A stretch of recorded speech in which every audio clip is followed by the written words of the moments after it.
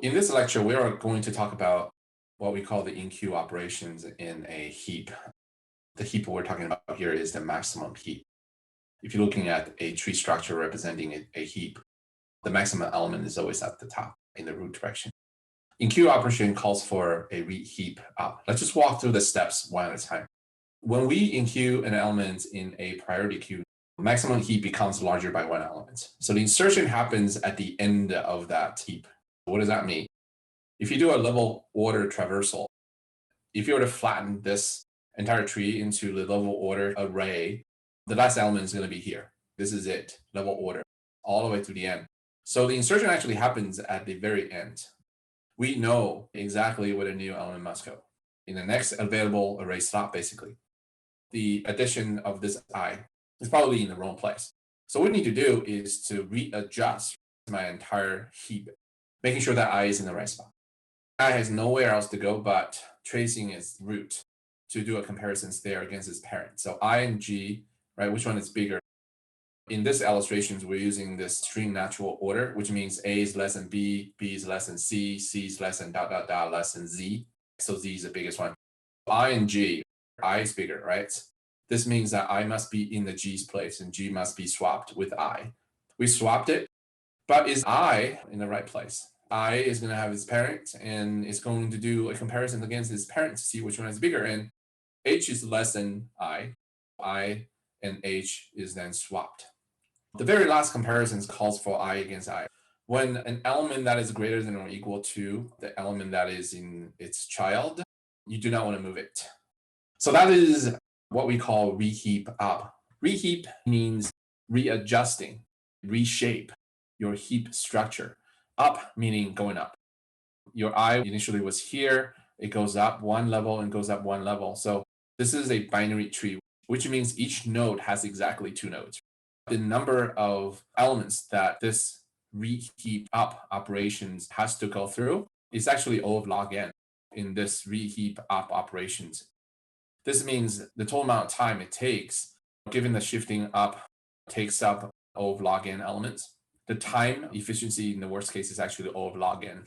This is obviously, in a worst case scenario. The worst case, it goes all the way through the roots.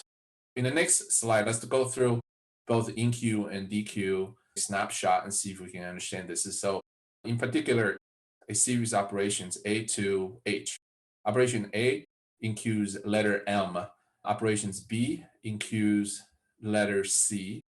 Enqueue X, enqueue A, enqueue D. So let's just do all of the enqueue A through Z. A enqueues assuming that your original queue is empty.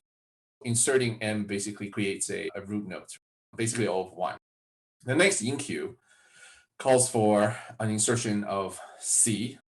Insertion happens at the end of your tree, which is represented by this as an array, right? When you flatten this, there is no need to read heap up because C is less than M. Insertion is also O of 1.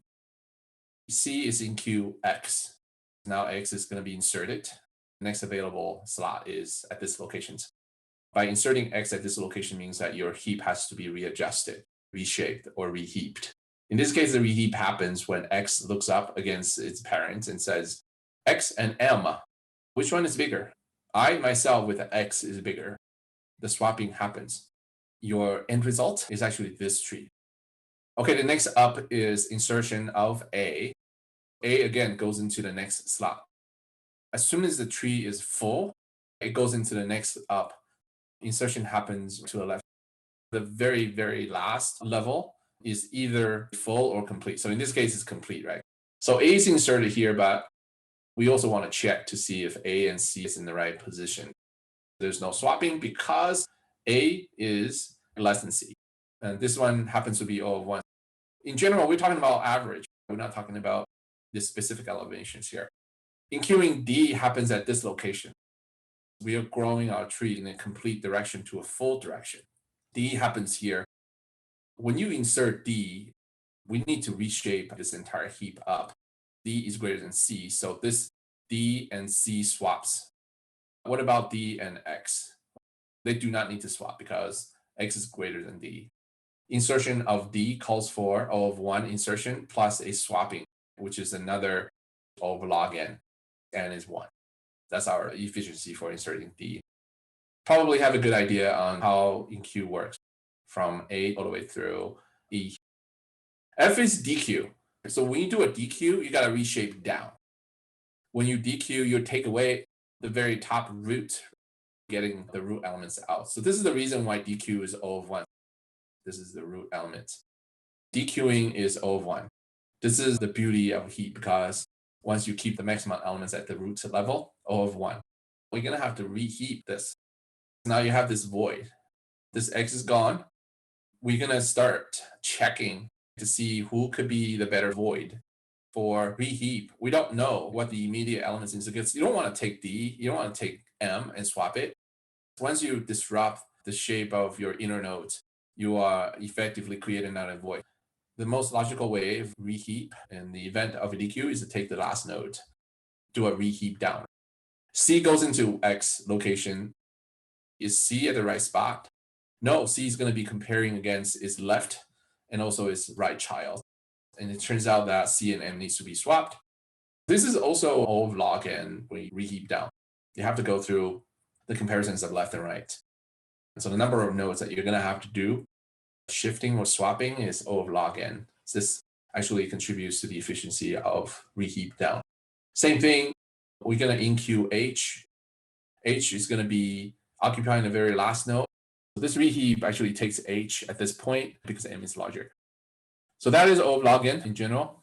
Now the very last one is DQ. Getting rid of M means that you're swapping the very last elements with it. When this happens, you're going to check to see if the last element is actually in the roots. If not, this D is going to be swapping against the nearest neighbor, either left or right, and see which one is the biggest. The goal is just to make sure that you get the biggest elements in the root and swap it against its original locations to balance the entire heap. This is a overview of reheap up and down in their offshot. And practice looking at this is to make sure that you understand the efficiency and why we're doing certain things. This allows you to efficiently keep track of the maximum or the minimum, slew of element using a heap structure, depending on whether this heap structure is actually a minimum heap or a maximum heap.